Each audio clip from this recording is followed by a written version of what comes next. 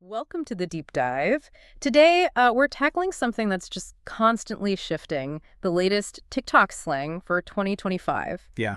It's kind of wild how fast online language moves. Remember when Fleek was a thing? Oh, definitely. Yeah, Seems like ancient history now. exactly. Now it's like a whole new digital dictionary out there. It really is. It just shows how dynamic internet culture is. And, well, TikTok is a huge engine for that linguistic change.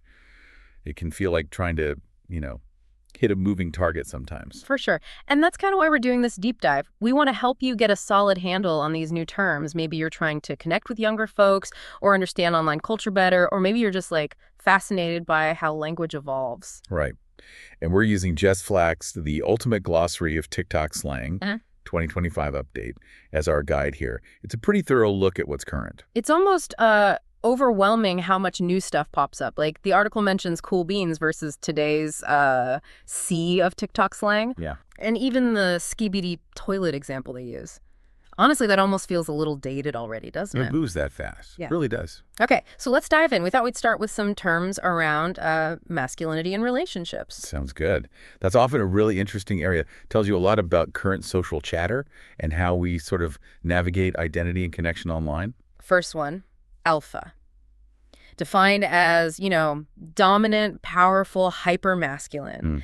The glossary notes it's kind of double-edged, can be a compliment, something to aspire to, but also converge into toxic masculinity. Right.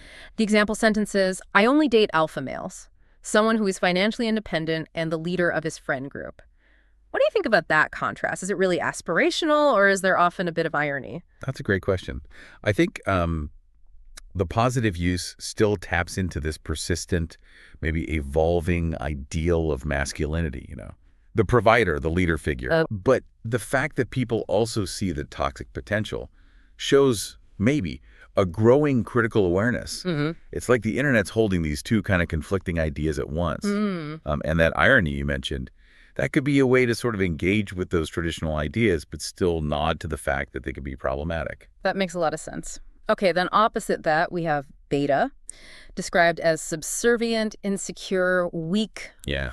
The glossary says it's basically used as an insult. The example is pretty harsh. She cheated on him 3 times and he keeps taking her back. He's such a beta. Oof.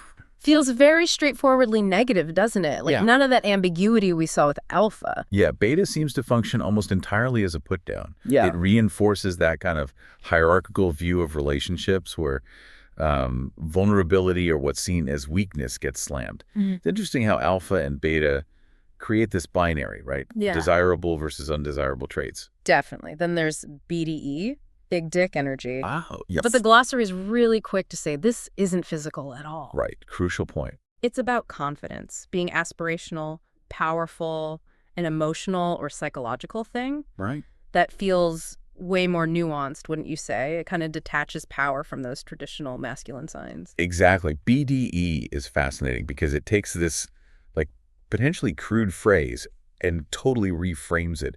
It's about this inner confidence, this assuredness that really transcends gender, Yeah. which is a pretty big shift.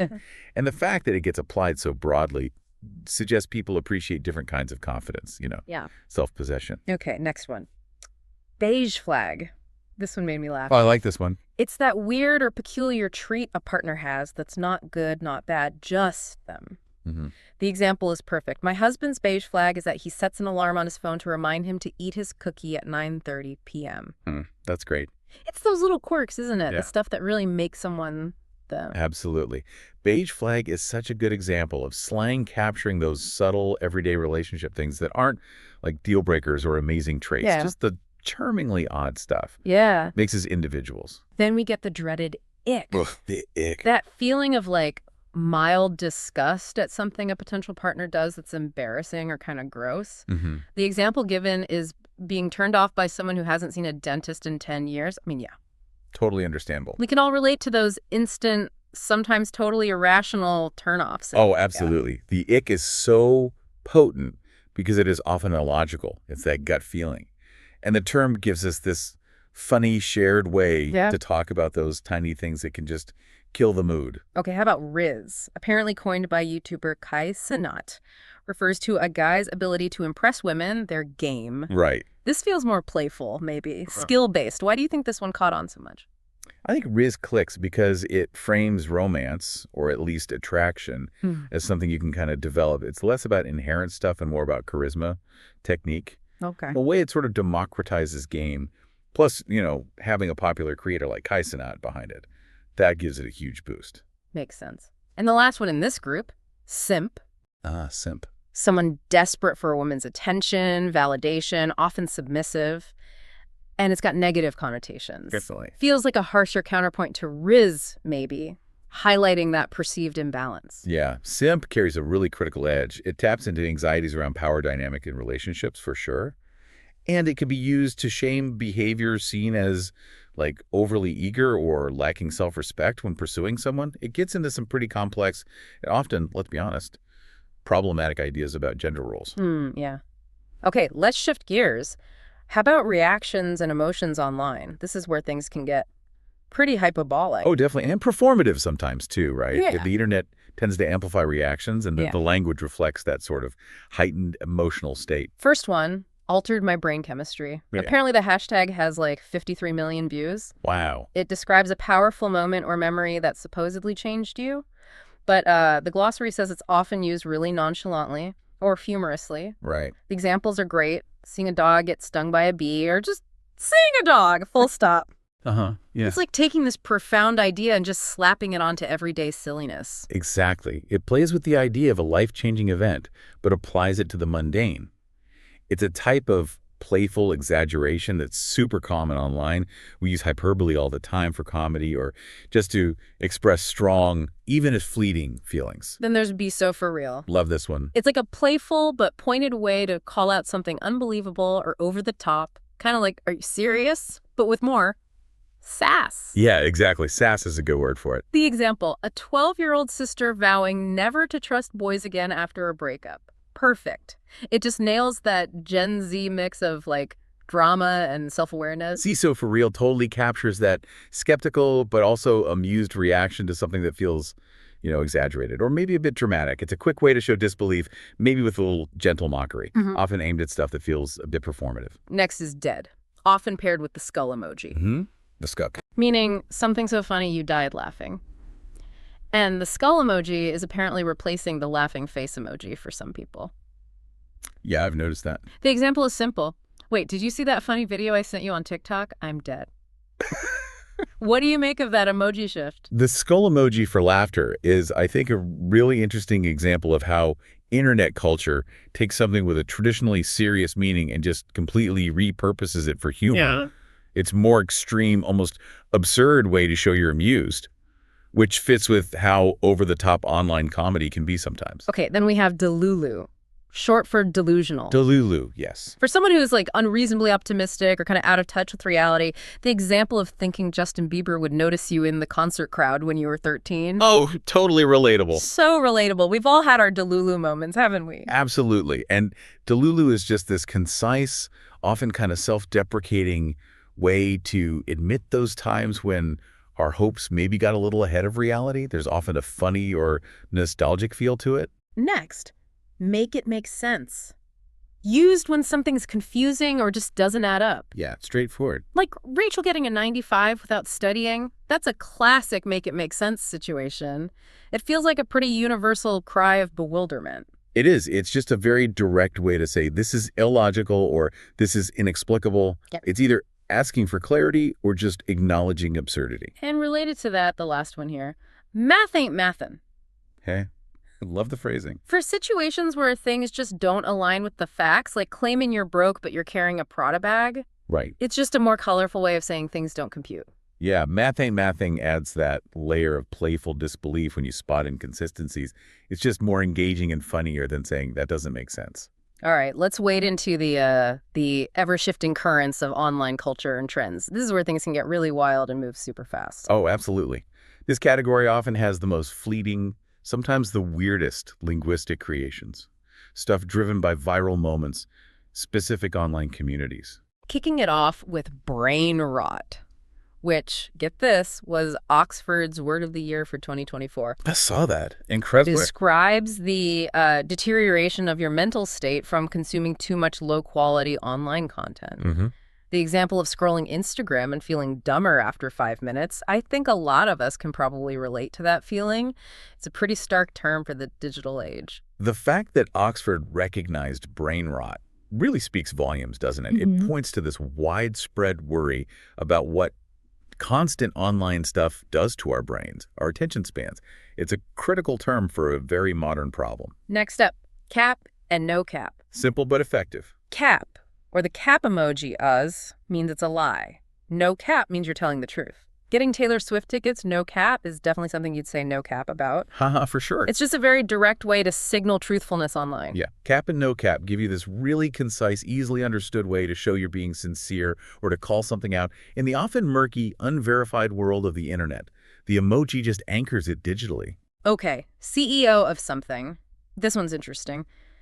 It can mean you're the best at something random, like being the CEO of charcuterie boards because he used blueberry goat cheese. Right, the playful version. But it can also be sarcastic, like wanting to speak to the CEO of ADHD when you can't focus. That versatility is pretty neat. What does that say about how we view expertise or authority online, maybe? It highlights this playful, often ironic take on titles and expertise, I think. On one hand, yeah, it's a fun way to acknowledge skill in unexpected places, but the sarcastic use, that can be a way to vent frustration or critique systems, but humorously. Yeah. It sort of democratizes who gets to be a CEO, you know? Yeah, I like that. Okay, chat, which surprisingly refers to a fourth person, like saying, guys. Oh, yeah, from Twitch. Exactly. Started with streamers talking to their audience, asking chat, should I pick the blue or red outfit? Shows how these niche terms can spread. Totally. The spread of chat really shows how much influence platforms like Twitch have on internet slang now. It creates that feeling of direct address, of community participation, even when you're not actually live streaming. Now, coconut tree. This apparently comes from a slightly odd comment by Vice President Kamala Harris. That's the origin, yeah. And then it became this ironic campaign slogan, Operation Coconut Tree, with loads of coconut emojis. So how does something so random become a meme? It's a perfect example of how internet culture grabs onto these unexpected, sometimes awkward moments from public figures and just transforms them into ironic shorthand. The humor often comes from the sheer absurdity of the original thing compared to how widely it gets repeated, often totally out of context. Okay, next is coded, meaning someone or something embodies specific traits. Being millennial coded because you love avocado toast. It's a quick way to categorize and tap into cultural stereotypes, right? Yeah, coded is efficient. It lets you communicate these shared cultural understandings and stereotypes really quickly. It allows for fast identification, bonding within groups based on shared references and traits. Then we have e-girl, short for electronic girl, a specific online look kind of blending early 2000s scene style with modern internet fashion. Right, very distinct aesthetic. It's a very defined online subculture. What's the deal with these super specific online aesthetics? Well, these aesthetics, like the e-girl, are really important for identity building and finding community online. They provide these visual languages, these cues that let people express themselves and find others who get their vibe, their tastes. Gotcha. Okay. NPC, non-playable character from video games. Yeah. On TikTok, it's used pretty harshly for someone seen as lacking independent thought, just repeating stuff. The example of someone just echoing their Twitter feed. That's brutal. Why has this become such a cutting insult? I think NPC, as an insult, taps into anxieties about conformity, about uncritical thinking, especially in online echo chambers. It's a way to criticize what's perceived as a lack of original thought or critical engagement with information. Then there's ratio, which isn't about math here. No, not directly. It's about the comment section, getting more replies than likes on your post, or when a reply gets more likes than the original post, basically indicating a bad take. Exactly. It's like a public disapproval metric. A form of public online disapproval, yeah. Ratio gives you this very public, very quantifiable measure of disagreement or disapproval online. It really highlights the power of the crowd in shaping conversations and, calling people out. Next is rent-free, meaning something you just can't stop thinking about. Stuck in your head. The example of an ex calling 46 times and you saying you live rent-free in their head shows how it can be used argumentatively, too. Yeah, absolutely. Speaks to the power of obsessive thoughts, maybe. For sure. Rent-free captures that frustrating feeling of mental fixation. And yeah, the argumentative use really highlights the dynamics of online arguments, that desire to claim some kind of psychological upper hand. Okay, now for skibidi. Ah, skibidi. Apparently, this started as a useless filler word from the Skibidi Toilet YouTube series. Which is something else. Right. And now it's supposedly Gen Alpha's way of saying, cool, saying someone isn't skibidi for wearing a button-up shirt. It's just unexpected. How do these seemingly nonsensical things take off? Often, I think it's the sheer absurdity and how catchy they are that makes them appeal, especially to younger groups. They become a kind of in-group signal, Yeah. And the fact that it is nonsensical can be part of the fun, part of the exclusivity. Right. Makes sense. And last in this section, slop. Not food. No, definitely not food. But low-quality, unwanted AI-generated material. The example of an image of shrimp Jesus with amen comments. That paints a picture. It really does. It definitely speaks to a growing concern about all the AI stuff online. Slop is such a timely word. It reflects these real anxieties about the flood of low-effort, AI-generated content, potentially just overwhelming and degrading online spaces. Okay, let's move into slang, describing behaviors and states of being, how we act and feel in this digital world. Yeah, this category often gives us good insights into the little nuances of how we interact online, how we perceive ourselves, how we present ourselves. First, Bones Day and No Bones Day, from Noodle the Pug. Noodle. Yes, a legend. If Noodle stood up, it was a productive Bones Day. If he flopped down, it was a restful No Bones Day. Saying Noodle said it was a No Bones Day is such a charming, low-stakes way to decide your day's vibe. Why did that catch on so huge? I think it resonated because it was just this lighthearted, super relatable way to acknowledge our own energy levels, Yeah. our intentions for the day. And using this adorable pug as the decider, it just took all the pressure off and made it this fun, shared thing. Totally. Next is cooked, meaning exhausted, in trouble, or maybe under the influence. Kind of like screwed. Yeah, versatile. Saying you're cooked after a 12-hour shift, that's a pretty universal feeling. Oh, absolutely. Cooked is just a great, concise word for that feeling of being totally depleted, physically, mentally, maybe even socially. Then we have demure, which apparently means mindful, subtle, not doing too much. It went viral from a TikTok by Jules LeBron. Right. The example of leaving a bathroom perfectly clean, very demure, very mindful, it almost feels like a performance of being considerate. Yeah, the online use of demure in this way often has a touch of irony, I think. It highlights this very conscious effort towards a kind of understated elegance or self-control, but often presented with a bit of a knowing wink. Okay. Then for the plot. Doing bold or absurd things just for the excitement for the story. Coined by TikToker Serena Kerrigan. Dating an unemployed ex-convict for the plot. That is definitely embracing chaos. It's prioritizing the narrative over, say, practicality. For the plot, perfectly captures that desire for novelty, for excitement, even if it means making questionable choices. It's about framing your life like a story where the dramatic bits are valuable in themselves. Next, holding space. Creating a safe, compassionate, non-judgmental environment. Yeah, a therapeutic term gone mainstream. The example, my girlfriend is amazing at holding space for me after a long day. Sounds lovely. It really speaks to the importance of empathy, online and off.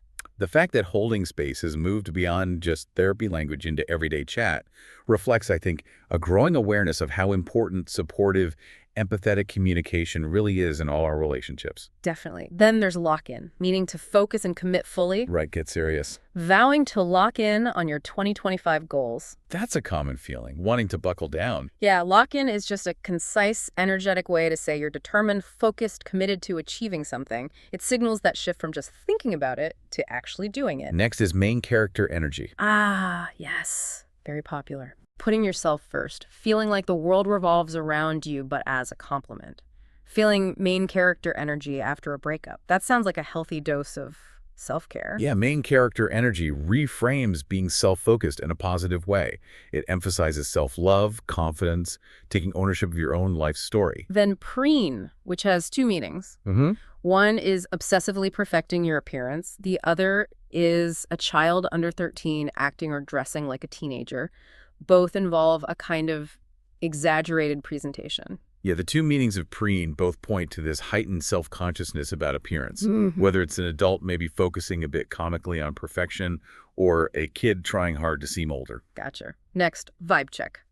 Gen Z's what's going on. basically. Yeah, checking the atmosphere. Passing the vibe check means having a good, pleasant vibe. It's like a quick social temperature reading. Vibe check really reflects this cultural focus on emotional atmosphere, on interpersonal chemistry. It's a fast way to assess the overall feeling of a situation or even a person. Then we have yap. Just chattering on about unimportant things can be positive or negative. Right, context is key. Being a yapper in sales and loving it shows the positive side being talkative, sociable. Exactly. Yep. Acknowledges talking a lot. The connotation really depends. It can imply trivial chatter, which is negative, or it can suggest being lively, sociable, having good communication skills, which is positive. And finally for this group, zesty. A derogatory term now, apparently, for a man acting or dressing in a stereotypically feminine way. It used to be more positive. Yeah, you shifted. Calling painted nails mad zesty. That shows how slang can evolve and pick up negative baggage related to gender expression. The shift in zesty is a really potent example of how language gets repurposed, sometimes with negative intent. It often reflects societal biases and these evolving, sometimes unfortunately regressing, attitudes towards gender expression. Wow. Okay, we have covered a lot. Last big category, slang related to things and aesthetics, the objects, the styles, the vibes defining the online world. Yeah, this category often mirrors current trends, fashion, design, the whole visual language of the internet. First, brat. Thanks to Charlie XCX, it's become this whole cultural thing. Huge. Brat summer. Yeah, the grown-up version of a bratty child. Fearless, non-conforming, blunt, loves to party. It's really reclaiming that word. The reappropriation of brat is something positive. It signifies this reclaiming of rebellious, unapologetically individual traits, especially within that youthful, high-energy cultural space. Next is choogy. Describes something that's not uncool, but definitely not cool either. Kinda dated. Yeah, slightly out of touch, like live, laugh, love signs or minion stuff. It's all about navigating that slippery slope of what's currently considered cool. Chuji perfectly nails that feeling of something being just a bit behind the times, like a relic from a trend that's already passed. It really highlights how fast online aesthetics and cultural touchstones can feel dated. Now we have fit. Simple slang for outfit. Yep, just fit. The example listing a Coach bag, Princess Polly dress, Doc Martens, shows its straightforward use in talking about clothes online. Fit is just super common, very concise, reflects how visual online platforms are, right? Sharing your style, your fit is a huge part of self-expression there. Okay, this one's wild. Fridgescaping. Decorating the inside of your refrigerator. I've seen this. It's intense. A Halloween theme with skulls and cobwebs inside the fridge. That's elaborate. It's about bringing aesthetics into really unexpected corners of life. Fridgescaping totally exemplifies that trend of pushing aesthetic expression into even the most mundane areas, turning everyday objects like your fridge interior into these little canvases for creativity and style. Then we have fire, or lit, meaning awesome or cool. Classics. Enduring. Going to Nobu for your 45th and calling it so fire, just classic positive slang. Yeah, fire and lit, just keep going. There's still super popular ways to show enthusiasm or approval, online and off. Next, girl math. Girl math. Controversial sometimes, but mostly funny. The creative logic used to rationalize purchases. A reversible $300 coat is really 2 coats in one, so it's cheaper per wear. Perfect example of this humorous mental gymnastics. Girl math playfully highlights those often funny, sometimes kind of convoluted ways we justify spending money, especially on fashion or consumer goods. We then have GWAY, or GYAT, which is an abbreviation for get your act together. Apparently so. But it's used to discreetly appreciate someone's body. Popularized by streamer Uraj, it seems like a more coded way to express attraction online. Yeah, GOT or GOT seems to function as this somewhat coded, abbreviated way to show admiration for someone's physique. Often pops up in gaming and streaming communities. Next is Heather, inspired by the Conan Gray song. Refers to the it girl, the one everyone admires or wants to be. Right, the unattainable ideal almost. Saying your mom was a Heather in high school connects it to that timeless archetype, doesn't it? Totally. Heather as slang just captures that universal feeling of admiring someone who seems effortlessly popular, desirable, embodying some kind of ideal. Then we have it's giving, used to describe the vibe something brings. Very useful phrase. An apron worn as a fashion statement, giving Denny's waitress. That's a great example of interpreting aesthetics, capturing a whole vibe. Yeah, its giving is super versatile. It lets you describe the feeling or aesthetic something evokes in a nuanced way. Goes beyond simple adjectives to nail a specific vibe or cultural reference. Next is lore, meaning your backstory or just general knowledge about something. Like dual meaning. A dad revealing a secret previous marriage of 10 years, that's definitely dropping some crazy lore, highlights the narrative aspect of our lives or information. The two meanings of lore, personal history and subject knowledge, really reflect the internet's fascination with both individual stories and accumulating deep knowledge within communities, like fandoms. Then there's looks maxing, maximizing physical attractiveness. A whole subculture around this. With subcategories like soft maxing and hard maxing, the idea of going from ugly to DMs after looks maxing is, well, it's direct, speaks to the intense focus on appearance online. Looks maxing reflects this heightened awareness and often really intense focus on physical appearance, driven partly by how visual online platforms are and the perceived importance of image for online interaction. Next is low-key. Can mean chill or understated or admitting something embarrassing. Yeah, that contrast is interesting. Low-key failing math twice and needing summer school. Definitely an embarrassing admission. It's a way to be kind of discreet or vulnerable. Low-key lets you express something with a bit of reservation or understatement, whether it's a preference, an opinion, or, something slightly embarrassing you need to admit. Then we have mid, short for mid-tier or mediocre, used kind of dismissively. Yeah, it can be pretty harsh. Calling a Hinge date kind of mid is a blunt assessment, isn't it? Mid is concise, often critical, used for anything seen as just average or below par. Reflects a culture that often really emphasizes extremes, novelty. Next, morning shed. The TikTok trend of removing all your overnight beauty products on camera. The layers. Listing multiple products, jaw strap, pimple patches, etc., really highlights these elaborate routines. The morning shed trend really underscores the performative aspect of beauty routines shared online. It showcases the dedication involved in achieving a certain look and the willingness to share really personal routines. Then OPP list. A list of sworn enemies or rivals. Like your ops. A kid putting you on their OPP list for making them do dishes. That's a very playful exaggeration of conflict. OPP list takes that idea of rivalry, of interpersonal conflict, and just presents it in this kind of humorous, theatrical way, especially when shared online like that. Next, period. Used for strong emphasis or to signal the end of a conversation. Full stop. Mic drop. Saying Whitney Houston's I Will Always Love You is the best song, period. Pretty definitive. Yeah, period functions as that verbal punctuation mark, asserting something with finality like no further discussion needed. Then point of view, POV. Used like in real life, but huge on TikTok, especially for nostalgia core trends, evoking specific memory. Right, putting you in the moment. Snow day POVs, crime alibi POVs, shows how versatile it is for making immersive little videos. The use of POV on TikTok really leverages the visual format to create relatable scenarios, shared experiences, often taps into nostalgia or humor by putting you, the viewer, right there in the scene. Next is Pookie, a term of endearment popularized by the TikTok couple, the Puckets. Pookie. Saying Pookie looks absolutely fire for a dinner outfit. It's a sweet, kind of modern pet name. Pookie just represents that ongoing evolution of affectionate terms in online culture. Often catches fire because of specific personalities or trends. And then we have Pick Me Girl. Oh boy. Someone who claims they're not like most girls, specifically to get male attention. The example of choosing Converse over heels for prom to seem different. Yeah. Classic scenario. It's a critique of behavior seen as inauthentic. Yeah. Pick me girl is definitely a critical term. Used to describe behavior that feels performative, aimed at getting approval from one group, often by putting down others within another group, usually women putting down other women. Right. Next, romantasy. A fiction genre blending fantasy and romance. Big genre. Twilight is given as a key example, speaks to how popular mixing genres is right now. Romantasy really highlights the appeal of stories that combine those big, immersive fantasy worlds with the emotional connection of romance. Caters to a huge audience looking for both adventure and feeling. Then, Sigma.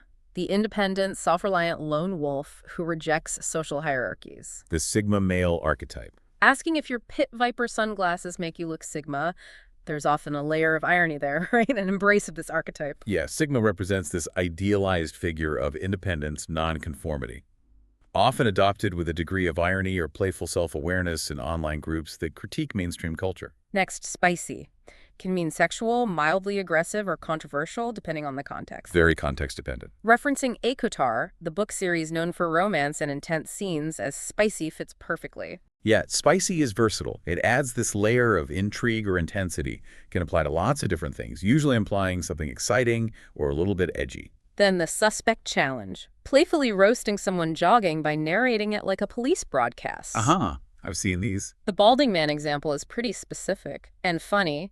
It's about finding humor in everyday stuff. The suspect challenge is a great example of how mundane activities get turned into funny content through creative framing, observational humor, often using a very specific format or trope. Next up, tea, meaning gossip. Can't forget the tea. Piping hot tea is extra juicy. Asking someone to spill the tea about a party. Classic gossip request. It's an older term that just thrives online. Tea is still totally ubiquitous for gossip, just highlights the social, often entertaining side of sharing information, especially about other people. Then we have unalive, a substitute for kill, often used ironically, partly to avoid getting flagged by TikTok's moderation. Algorithmic adaptation. Saying your mom will unalive you if you're late.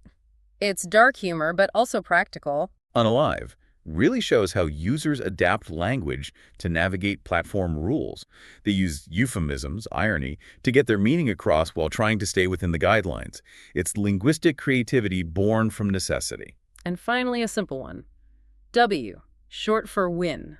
Just W. Meaning a good achievement, straightforward expression of success. Yeah, W is just concise, universally understood shorthand for success or a positive outcome. Super easy to use anywhere online to celebrate something good. Phew. Okay, that really was a deep dive, wasn't it? Into this constantly changing world of TikTok slang in 2025. It really shows how fast and, frankly, how creatively online language adapts. Absolutely.